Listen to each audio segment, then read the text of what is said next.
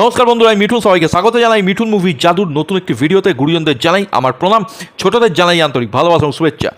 সিকান্দার নাচে, সিকান্দার ছবির 3 নম্বর গান, যেটা রিসেন্টলি মুক্তি দেওয়া হয়েছে সোশ্যাল মাধ্যমগুলোতে। কেমন হয়েছে সেই গান, এবং আজকে আমি এই গানটা নিয়ে আমার ব্যক্তিগত মতামত তোমাদের সামনে তুলে ধরবো। তবে একটাই রিকোয়েস্ট, আজকের ভিডিও কেমন লাগলো সেটা কিন্তু আমায় কমেন্ট সেকশনে জানাতে হবে। এবং যদি আজকের ভিডিও তোমাদের ভালো লাগে, অবশ্যই ভিডিওটাকে লাইক করতে হবে, শেয়ার করতে হবে। চ্যানেল বা ভিডিও যদি কেউ নতুন হয়ে থাকো, সাবস্ক্রাইব করতে হবে, বেল আইকনটা কিন্তু প্রেস করে আমার পাশে এইভাবে থাকতে হবে। চলে আসি আজকের বিষয়বস্তুতে। দেখো, সিকান্দার মুভির মোট 3টে গান আমাদের সামনে এসেছে, এবং বাকি যে 2টো গান জোহরা জাবিন এবং বাম বাম ভোলে, এই গানগুলোর মিউজিকের দায়িত্বে ছিলেন প্রীতম এবং প্রীতম সালমান খান। এই যে জুটিটা আমরা আগেও দেখেছি ম্যাজিক ক্রিয়েট করতে, এবারে কিন্তু আমার মতে সেই জুটিটা সেই ম্যাজিকটা ক্রিয়েট করতে পারেনি। অন্তত তার আগের 2খানা গান দেখে আমি এটুকুই বলবো। কোথাও গিয়ে ভাইজানের গান, সেই জোশটা কিন্তু আমি সেই আগের গানগুলোর মধ্যে পাইনি।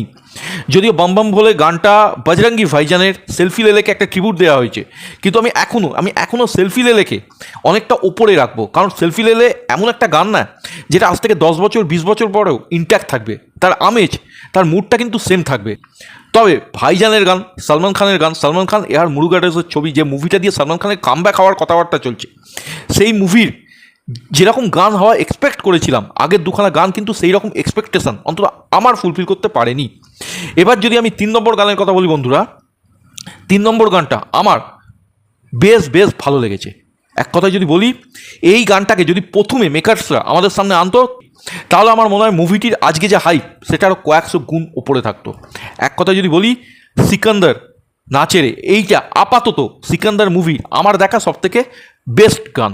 আমি এই 3টে গানের পার্সপেক্টিভে কিন্তু কথাটা বললাম। আগের 2টো গানের মধ্যে সালমান খানের যে জোশ, যে এনার্জিটা আমরা সকলে এক্সপেক্ট করি ভাইজানের গানের থেকে, সেই জোশ, সেই এনার্জিটা কোথাও গিয়ে মিসিং ছিল, যেটা কিন্তু এই গানে পুরো দস্তুর আমার অন্তত চোখে পড়েছে বন্ধুরা। এবং রশ্মিকার সঙ্গে তার জুটিও ভালো লাগছে, অনস্ক্রিন কেমিস্ট্রি বেশ ভালো লাগছে। তো ওভারঅল গানটা যদি অ্যাজ এ ভিডিও আমি বলি, যথেষ্ট ভালো।